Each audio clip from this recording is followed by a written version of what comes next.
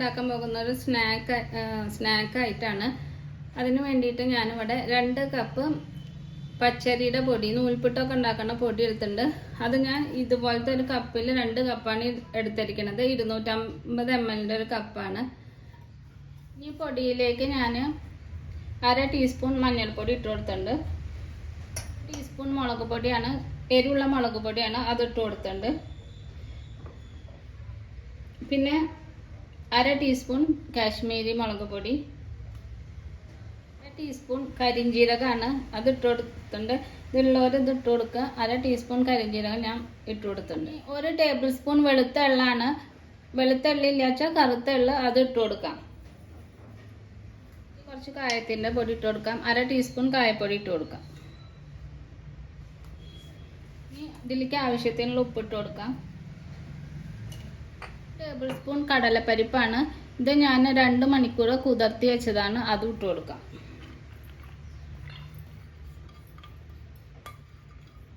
എല്ലാം നന്നായിട്ടൊന്ന് മിക്സ് ചെയ്യാം. ഇത് നന്നായിട്ട് മിക്സ് ചെയ്തിട്ട് ഉപ്പുണ്ടോയെന്ന് നോക്കാം. ഉപ്പില്ലാച്ച ഇതിലേക്ക് കുറച്ച് ഉപ്പിട്ട് കൊടുക്കാം. അപ്പോൾ ഇത് നന്നായിട്ട് ഞാൻ മിക്സ് ചെയ്തു. എരിവും ഉപ്പൊക്കെ ഇതിൽ പാകത്തിൽ ഉണ്ട്. ഇനി ഇത് ഒന്ന് വെള്ളം ഒഴിച്ചിട്ട് ഇത് നന്നായിട്ട് ഒന്ന് കുഴച്ചെടുക്കാം. തയ്യാറാക്കി വെച്ച പൊടി ഒന്ന് കുഴച്ചെടുക്കണം. അതിന് വേണ്ടിയിട്ട് കുറച്ച് വെള്ളം തിളപ്പിക്കാം. അതിന് വേണ്ടിയിട്ട് ഞാനിവിടെ എടുത്തിരിക്കുന്നത് 2 കപ്പ് വെള്ളമാണ്. ഏത് കപ്പിലാണ് പൊടി എടുത്തിരിക്കുന്നത് ആ കപ്പിൽ സെയിം കപ്പ് വെള്ളം എടുക്കണം. ഞാനിവിടെ 2 കപ്പ് പൊടി എടുത്തിട്ടുണ്ട്. അപ്പോൾ 2 കപ്പ് വെള്ളം എടുത്തിട്ടുണ്ട്. അത് ഇതിലേക്ക് ഒഴിച്ചു കൊടുക്കാം. ഈ വെള്ളത്തിലേക്ക് കുറച്ച് വെളിച്ചെണ്ണ ഒഴിച്ചു കൊടുക്കാം. വെളിച്ചെണ്ണ ഒഴിച്ചു കൊടുക്കുക, അല്ലെങ്കിൽ നെയ്യ് ഉണ്ടെങ്കിൽ അത് ഒഴിച്ചു കൊടുക്കാം. ഞാൻ ഇപ്പോൾ കുറച്ച് വെളിച്ചെണ്ണ ഇതിലേക്ക് ഒഴിച്ചു കൊടുക്കുന്നുണ്ട്.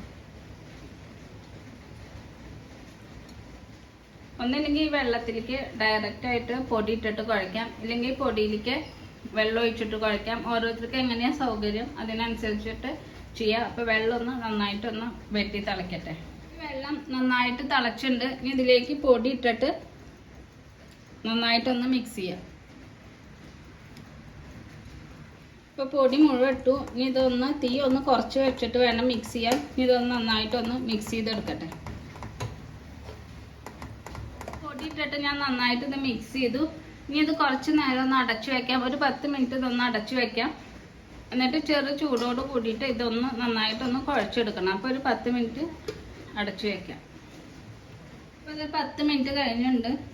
ഞാൻ തുറന്നു നോക്കിയിട്ട് ഇനി ചെറു ചൂടോട് കൂടിയിട്ട് ഇതൊന്ന് കുഴച്ചെടുക്കണം. ഇത് നന്നായിട്ടൊന്ന് കുഴച്ചെടുക്കാം. ചെറു ചൂടോട് കൂടിയിട്ട് വേണം കുഴച്ചെടുക്കാൻ. കൈയൊന്നും പൊള്ളാതെ സൂക്ഷിച്ച് കുഴച്ചെടുക്കാം. ഞാൻ ഈ മാവ് നന്നായിട്ട് കുഴച്ചെടുത്തിട്ടുണ്ട്. ഇനി ഇതൊന്ന് പരത്തിയെടുക്കണം.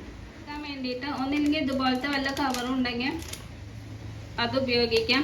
ഇല്ലെങ്കിൽ സിപ്പ് ലോക്ക് ബാഗ് ഉണ്ടെങ്കിൽ അത് മുറിച്ചിട്ട് അത് ഉപയോഗിക്കാം. ഇല്ലെങ്കിൽ പേപ്പർ ഉണ്ടെങ്കിൽ അത് ഉപയോഗിക്കാം. അപ്പം ഞാൻ ഉപയോഗിക്കുന്നത് ഇതുപോലത്തെ ഒരു കവറാണ്.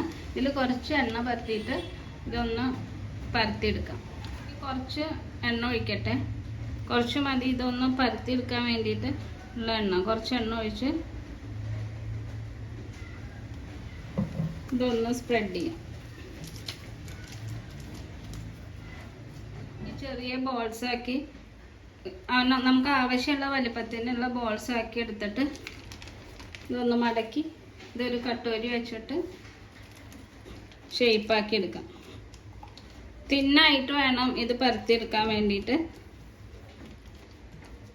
വലുത് വേണമെങ്കിൽ വലിയ ഷേപ്പിലുള്ള എടുക്കാം, ചെറുത് വേണമെങ്കിൽ ചെറുത്. അത് നമ്മുടെ ഇഷ്ടത്തിന് നമുക്ക് ഷേപ്പാക്കി എടുക്കാം. അതുപോലെ ഞാൻ തിന്നായി പരത്തിയെടുത്തിട്ടുണ്ട്. ഇനി ഇത് ഒന്ന് ഫ്രൈ ചെയ്യണം. ഫ്രൈ ചെയ്യാനുള്ള എണ്ണ ചൂടാക്കാം. അപ്പോൾ ഞാൻ വറുക്കാൻ വേണ്ടിയിട്ട് ചട്ടി ചൂടാക്കാൻ വെച്ചിട്ടുണ്ട്. അതിലേക്ക് എണ്ണ ചൂടായിട്ടുണ്ട്. അതിലേക്ക് എണ്ണ ഒഴിച്ചു കൊടുക്കാം. നന്നായി ചൂടായിട്ടുണ്ട്. ഇനി ഇതിലേക്ക് ഓരോന്നായി ഇട്ട് കൊടുത്തിട്ട് ഫ്രൈ ചെയ്തെടുക്കാം.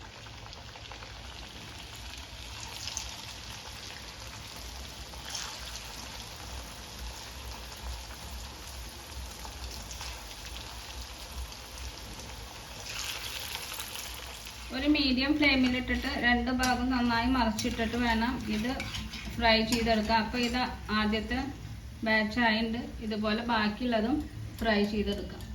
അപ്പം ഞാനത് മുഴുവൻ തയ്യാറാക്കി എടുത്തിട്ടുണ്ട്. തയ്യാറാക്കി വെച്ചിട്ടുണ്ട്. ഇത് നല്ല ക്രിസ്പി ആയിട്ടുള്ള ഒരു സ്നാക്കാണ്. അപ്പോൾ എല്ലാവരും ഉണ്ടാക്കി നോക്കണം. ഇഷ്ടപ്പെട്ടാൽ ലൈക്ക് ചെയ്യണം, ഷെയർ ചെയ്യണം, സബ്സ്ക്രൈബ് ചെയ്യണം. Thanks for watching.